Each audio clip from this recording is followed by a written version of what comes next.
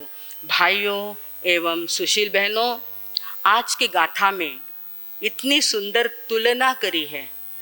याद रखिए शब्द क्या आया है उसके अंदर, तुल्या भवन्ति भवत ननुतेन किंवा। ये शब्द सबको ख्याल में आ गया है। तुल्या भवन्ति, प्रभु मैं आपकी भक्ति करता हूँ और आपके जैसा ही बनना चाहता हूँ। और वो बनाने वाले हैं।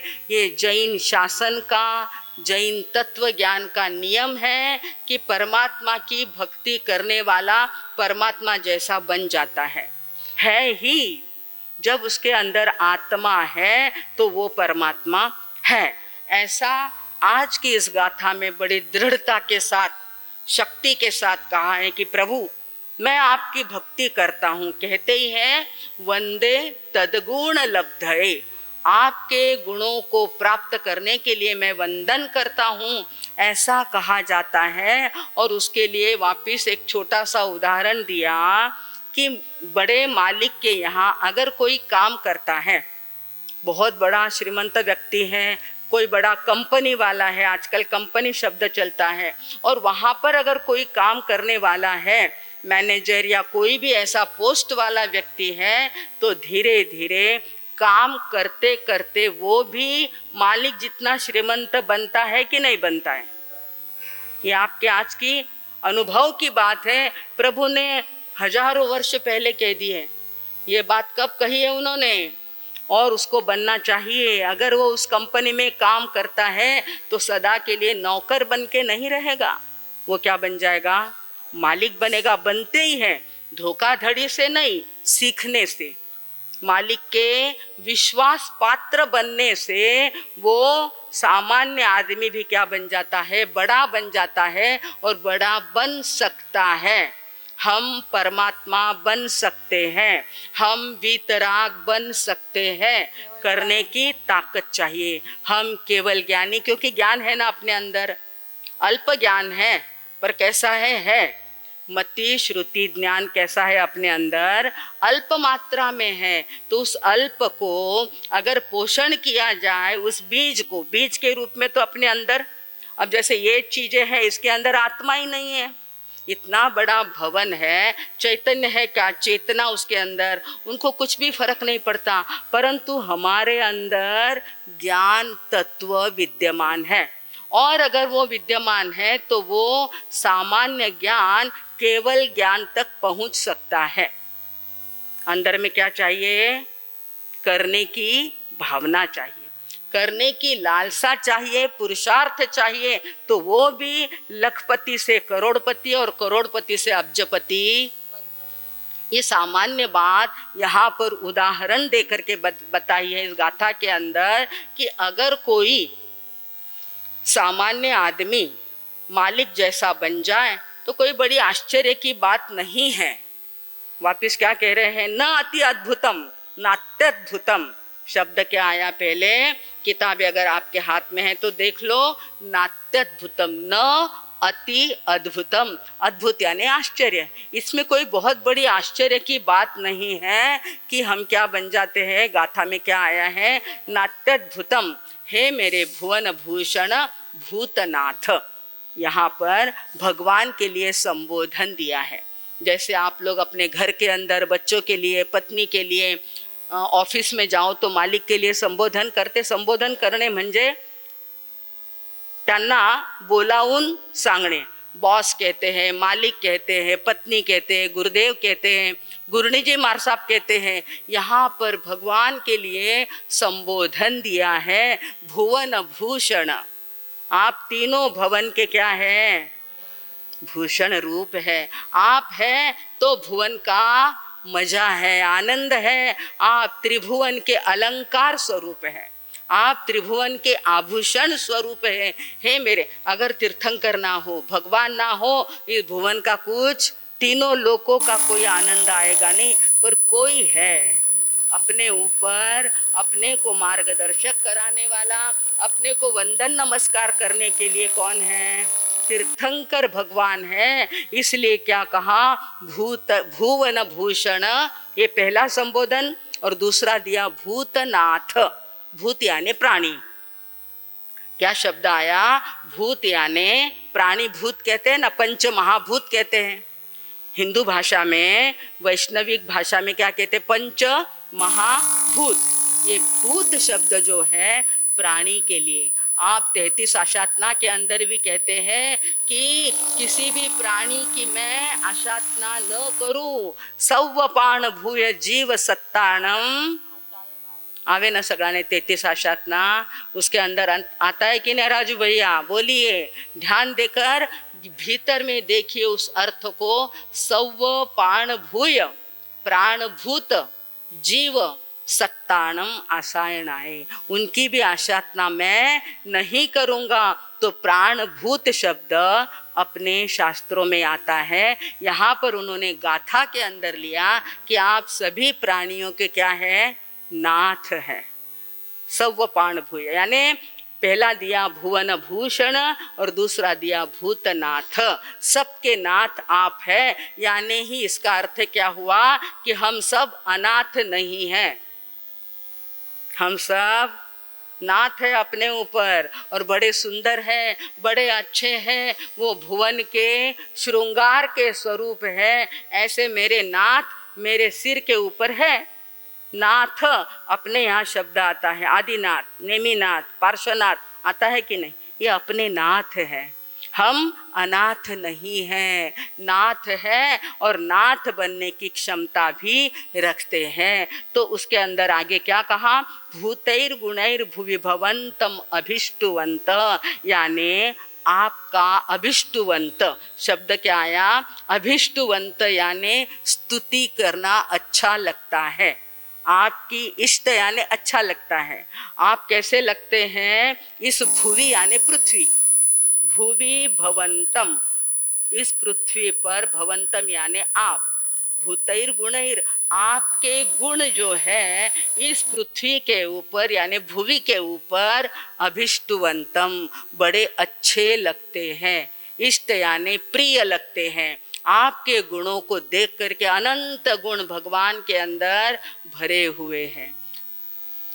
8 प्रकार की तो क्या बताई है गुणों का वर्णन। अरिहंत परमात्माओं का आता है। अनंत ज्ञान, अनंत दर्शन, अनंत सुख, अनंत वीर्य, शक्ति, ये सारी बात तो प्रमुखता से बताई है। परंतु उसके भेद प्रभेद में जाए तो भगवान के अंदर, वीतराग के अंदर कितने गुण हैं? अनंत गुण विद्यमान है। उन गुणों के कारण ये पृथ्वी जो है बहुत अच्छी लगती है। भगवान के कारण पृथ्वी कैसी लगती है? शोभित होती है। और फिर आगे कहा, गुणों का वर्णन तो कर रहे, पूर्व में उन्होंने शब्द का उच्चारण भ कई बार कहा है। जैसे भुवन, भूषण, भूतनाथ, ये काव्य का एक प्रकार है। ये काव्य बनाया है, उसका अलंकार, उसको और ज़्यादा सुंदर कैसे बनाना, ऐसा मानतुंगाचार्य जी के मन में आया। और बड़ा सुंदर एक एक शब्दों को कितनी बार ले लिया? भ शब्द भारत का अगर ले तो भुवन, भूषण, भूतनाथ, भूतैर गुणैर भुवि भवंत अभिष्टुवंत, ये शब्द कोई सामान्य नहीं होते। एक जैसे शब्द को काव्य में लेना बड़ा कठिन होता है। हमारे कवि ने, आचार्य ने बड़ी सुंदरता से, बड़ी जो बड़े बड़े विद्वान होते हैं व्याकरण के, साहित्य के, वे इन बातों को जानते हैं। आपके सामने खाली मैंने उल्लेख किया है, परंतु उन सब के साथ ये स्तोत्र जो है बड़ा ऊंचा हो गया है। सामान्य नहीं बन, कोई भी ऐसा काव्य बना दे 4 लाइन का और बोले, वैसा नहीं है। अगर बड़े बड़े विद्वानों के सामने भी, संस्कृत के आचार्यों के, पंडितों के सामने भी ये स्तोत्र रखा जाए, कोई कुछ भी एक छोटी सी गलती भी निकाल सकता। एक मात्रा भी कम नहीं, एक मात्रा ज़्यादा नहीं, ये उसकी विशेषता है। ऐसा बड़ा सुंदर ये काव्य है। और फिर 2 लाइन के अंदर हमेशा उन्होंने क्या किया है? उदाहरण दिया है। पहले 2 लाइन में वर्णन करना और दूसरी 2 लाइन में उदाहरण देना। तो उसके अंदर दिया मालिक और सेवक की बात। तुल्या भवन्ति भवतो ननु तेन, किंवा ननु तेन, ननु यानी निश्चय रूप से, तुल्या भवन्ति, आपके जैसा, तुल्य यानी आपके जैसा, तुलना करते हैं ना अपन, कोई कोई बहुत सारी तुलनाएं कर लेते हैं, उनके जैसी वाणी, उनके जैसा गीत, ऐसा जब लेते हैं तो वो तुलना हो जाती है। तो यहाँ पर क्या किया प्रभु, आपके तुल्य हम बनना चाहते हैं। क्यों कि भूत्याश्रितम, भूत्या यानी मालिक, भूति शब्द संस्कृत के अंदर आता है और उसका अंदर होता अर्थ होता है सेठ, सेठ मालिक, बहुत बड़ा कंपनी का अधिकारी, वो भूत्य होता है। और उसके आश्रित, भूत्याश्रित शब्द आया क्या ध्यान में? देख लीजिए अपनी किताब में, भूत्याश्रितम यह न आत्मसमम करोति, आत्मसमम यानी अपने समान, नात्म शब्द आया ना, न इधर है, आत्मा इधर है, न आत्मसमम करोति, अपने जैसा नहीं बनाते क्या? भूत्या यानी वो सेठ लोग अपने यहाँ काम करने वाले को अपने जैसा नहीं बनाते क्या? तो बनाते हैं। प्रश्न चिन्ह डाल दिया और कहा कि हाँ बनाते हैं। तो वो अगर आपके जैसे बन सकते हैं, मालिक अपने नौकरों को अपना जैसा बनाता है, वो मालिक सच्चा मालिक होता है। सिर्फ उसको नौकरों जैसे रखना, अरे तुरे करना, ये काम महाजनों का नहीं होता। आप अगर जाके देखेंगे मध्य प्रदेश के अंदर, उत्तर प्रदेश के अंदर, दिल्ली के अंदर, उन लोगों के साथ भी बात कैसी करेंगे? आप कैसे हो? आपकी तबीयत अच्छी नहीं है क्या? आप कल क्यों नहीं आए थे? तू का नहीं आला रे? ये अपने यहाँ नहीं, अपनी भाषा। वो भी क्या है? आत्मा है। वो भी कौन है? बोलिए, ध्यान में लीजिए बात को। छोटी सी बात है, बहुत बड़ी बात नहीं है, बहुत बड़ी तपश्चर्या भी नहीं है, पर बोलने बोलने में क्या हो जाता है। अब हम लोगों तो हजारों लाखों को संपर्क होता है, तब ख्याल में आ जाता है कि आदमी किस क्वालिटी का है। बड़े मार साहब के साथ कितना घूमे, कितना विहार किया, कितना गली गली के अंदर गोचरी पानी के हिसाब से गए, और तुरंत पता चल जाता है। पैसे भले ही कम हो, परंतु उनके यहाँ एक आदर है, सम्मान है। व्यक्ति व्यक्ति का सम्मान करना बहुत जरूरी होता है। ये बात आज की गाथा ने हमको सिखाई है। भाइयों और बहनों, हम अपने आप को थोड़ा ऊंचा बनाएं, क्योंकि आज वो परिस्थिति के कारण आपके घर आया है। नौकरी करने के लिए क्यों आया है? कोई चाहता है क्या ऐसा करना? आज उसकी परिस्थिति है, 5-7 हजार, 10-15 हजार उसको चाहिए है। उसके बच्चे बड़े हो रहे हैं, उसके घर में खर्चा है और उसको ज़रूरत है, इसलिए वो आपके यहाँ आया हुआ है। परंतु उसका सम्मान रखना भी अपना कर्तव्य है। क्या है? आज अपने बम्बई के अंदर, दिल्ली के अंदर वो पथ बन गया, राजपथ क्या बन गया? कर्तव्य पथ। पंत प्रधान मोदी जी ने बनाया है, उस पथ को नाम क्या दिया? कर्तव्य पथ दिया है ना। तो कर्तव्य को जागना पड़ेगा। कर्तव्य क्या है मेरा, ये जानना पड़ेगा, और जानते समय जागना पड़ेगा। मेरा कर्तव्य मैं कर रहा हूँ कि नहीं कर रहा, इसके लिए उन्होंने उसके ऊपर नाम दिया कर्तव्य पथ। राजपथ गुलामगिरी का प्रतीक था, परंतु उन्होंने नाम दिया। ये बहुत बड़ा परिवर्तन है।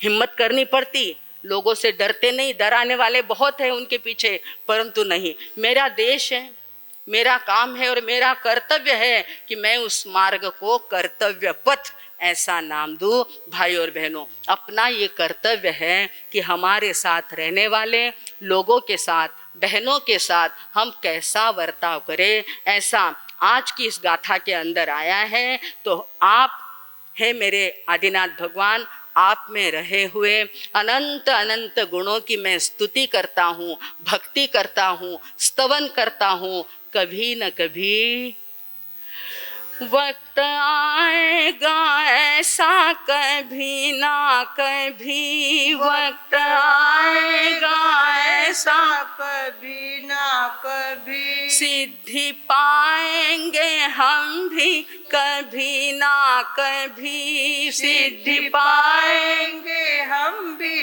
कभी ना कभी ऐसा विश्वास दिल में बनाते चलो, ऐसा विश्वास दिल में बनाते चलो, सिद्ध अरिहंत में मन रमाते चलो, सिद्ध अरिहंत में मन रमाते चलो, सर्व कर्मों के बंधन हटाते चलो, सर्व कर्मों के बंधन हटाते चलो। लगता है ना ऐसा सिद्धि पाएंगे हम भी कभी ना कभी, अभी ना सही पर कभी ना कभी तो क्या करेंगे, हम भी मोक्ष गति को पाएंगे, अपने जन्म मरण के फेरे को क्या कर देंगे, तोड़ देंगे। अब वापिस बार बार जन्म मरण करना नहीं। कि हमारे तुकाराम महाराज ने कहा है, बीज भाजुनी केली लाही, बीज भाजुनी ज्वारी बाजरी जिका लाह्या बनावे, बीज भाजुनी केली लाही, तुका म्हणे आता जन्म मरण नाही। क्या कहा, बीज भाजुनी केली लाही, तुका म्हणे आता जन्म मरण नाही। ऐसा जीवन अपने को जीना है भाई और बहनों, और ऐसी धर्म साधना अपने को करनी है। निश्चित रूप से ऐसी होने वाली है अपनी साधना, ऐसा विश्वास हमारे दिल में लाए, क्योंकि हम भक्ति कर रहे हैं, हम स्तुति कर रहे हैं। और क्या कहा है कि आप सत्संग में आए हैं ना, पारस मणि और संत में बड़ो अंतरो जान, पारस मणि और संत में बड़ो अंतरो जान, एक लोह कंचन करे, एक करे आप समान। एक लोह कंचन करे, लोहे को क्या करता है वो, सोना बनाता है, पर एक क्या करता है, उसकी कथा बाद में कहूंगी, बड़ा सुंदर है, बाद में कहेंगे, समय अपना हो रहा। एक कंचन, एक लोह कंचन करे, दूजो आप समान। दूजा जो संत है वो क्या करता है, शिष्यों को अपने साथ रखता है, उनको स्वाध्याय सिखाता, प्रतिक्रमण का अर्थ बताता है, और सारी त्याग वैराग्य की बातें सुनाकर सिखाकर एक दिन ऐसा आता है कि वो शिष्य भी कैसा बन जाता है, गुरु जैसा बन जाता है। ऐसे संतों का जीवन होता है, उनका सत्संग करना बड़ा महत्वपूर्ण होता है। भाई और बहनों, आज की इस गाथा में कई प्रकार के अर्थ बताए हुए हैं, थोड़ा बहुत हम समझ गए हैं, और थोड़ा जो बाकी रहा है उसको मराठी के अंदर अपन देखते हैं। देखिए, आपके पास अगर किताबें हैं तो किताबें पीछे में दे दीजिए, क्योंकि यहाँ का नज़र नहीं आता होगा, यहाँ पे है, पीछे वाले लोगों को दिखता है, बहनों को पीछे देना। भैया श्रीनिवास यहाँ नहीं, पीछे दीजिए। तो आज की गाथा का मराठी अर्थ है 10वां गाथा, 12 पान, पेज नंबर 12 है और 10वां श्लोक है। किताबें वापस लौटाने का ध्यान रखना है, इसलिए किताबें गिन गिन कर देते हैं, वापस आपको काम आए इसलिए रखी है। तो देखिए, आश्चर्यकाय भुवनत्रय नाथ लोक, आश्चर्यकाय भुवनत्रय नाथ लोक, भावे तुझे स्तवन जे करीती अनेक, स्तवन जे करीती अनेक, त्वतुल्य होती जनते मगतेच कोण, त्वतुल्य होती जनते मगतेच कोण, भूत्याश्रितास गणतील न जे समान, भूत्याश्रितास गणतील न ते समान, भूत्याश्रितास गणतील न जे समान, भूत्याश्रितास गणतील न जे समान।